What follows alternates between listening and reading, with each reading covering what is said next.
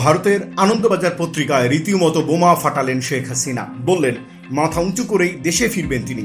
শুধু তাই নয়, বললেন সৃষ্টিকর্তা যেহেতু বাঁচিয়ে রেখেছেন, দ্রুতই বাংলাদেশের মাটিতে পা রাখবেন গণতান্ত্রিক পরিবেশ ফেরানোর গর্ব নিয়ে। 5 আগস্টের পর থেকে এই মুখ দেখা যায়নি। সেই মুখ থেকে এই ঘোষণা আসতেই আলোচনা শুরু হয়েছে সর্বত্র। কিন্তু প্রশ্ন একটাই, বাংলাদেশ কি আদৌ তাকে ফিরতে দেবে?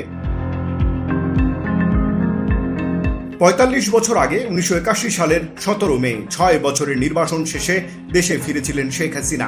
এবার আবার নির্বাসনে ভারতে। এই পরিস্থিতিতে আনন্দবাজারকে তিনি বললেন 19 বার হত্যা চেষ্টা হয়েছে তাকে। 2004 সালের 21 আগস্ট গ্রেনেড হামলায় দলকে ধ্বংস করার প্রচেষ্টা হয়েছে, কিন্তু থামানো যায়নি, এবারও যাবে না। কিন্তু পথটা কি অতটা সহজ? ভারতের অবস্থানটাও আগে বুঝতে হবে। বাংলাদেশের পররাষ্ট্রমন্ত্রী খলিলুর রহমান সম্প্রতি নয়াদিল্লি সফরে গিয়ে হাসিনাকে ফেরত পাঠানোর আর্জি জানিয়েছেন। ভারতের পররাষ্ট্র মন্ত্রণালয়ের সূত্র বলছে, এ নিয়ে প্রধানমন্ত্রীর দপ্তরে এখনো কোনো ভাবনাই নেই। ফলে হাসিনা যে স্বেচ্ছায় ফেরার কথা বলছেন সেটা তাঁর ব্যক্তিগত মত। আওয়ামী লীগের উপর নিষেধাজ্ঞার প্রসঙ্গ তুললে হাসিনা ইতিহাসের পাতায় চোখ রাখতে বলেন বঙ্গবন্ধুকে সপরিবারে হত্যার পরেও আওয়ামী লীগকে ধ্বংস করা যায়নি, উল্টো শক্তিশালী হয়েই ফিরেছে। কোটি কোটি সমর্থক এখনো দেশে আছেন বলেও দাবি তার। মাঠের বাস্তবতাও কিছুটা সেই ইঙ্গিত দিচ্ছে। সম্প্রতি প্রত্যাবর্তন 2 নামে একটি ক্যাম্পেইন শুরু করেছে এই দলটির নেতাকর্মীরা সামাজিক যোগাযোগ মাধ্যমে। আত্মগোপন ছেড়ে বেরিয়ে আসছেন অনেক নেতাকর্মী। আদালত থেকে জামিন পাচ্ছেন একের পর এক নেতা। কোথাও কোথাও খুলছে দলীয় কার্যালয়। তবে জামিনের পরও অনেককেই জেল গেটে পুনরায় গ্রেপ্তার করা হচ্ছে। পরিস্থিতি তাই এক কথায় জটিল।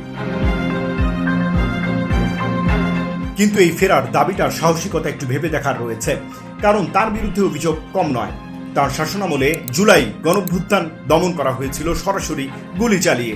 কোটা সংস্কারের দাবিতে রাস্তায় নামা ছাত্রদের দিকে তাক করা হয়েছিল রাষ্ট্রীয় অস্ত্র। হেলিকপ্টার থেকে গুলি, স্নাইপারের নিশানা, এই দৃশ্য বাংলাদেশ দেখেছে। শত শত তরুণের লাশ পড়েছিল রাজপথে। তার আগে 1.5 দশক জুড়ে গুম, খুন, রাতের অন্ধকারে হারিয়ে যাওয়া মানুষের মিছিল।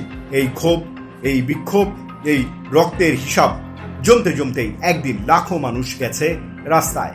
এমন পরিস্থিতিতে তথ্য উপদেষ্টা বলছেন, হাসিনা দেশে ফিরলে ন্যায় বিচারই পাবেন। শেখ হাসিনা অবশ্য মামলাগুলোকে রাজনৈতিক হয়রানিমূলক বলেই মনে করছেন। তবে যে মায়েরা সন্তানের লাশ কাঁধে নিয়েছেন, যে চোখগুলো হেলিকপ্টার থেকে নামা গুলি দেখেছে, তারা কি এই প্রত্যাবর্তন মেনে নেবেন?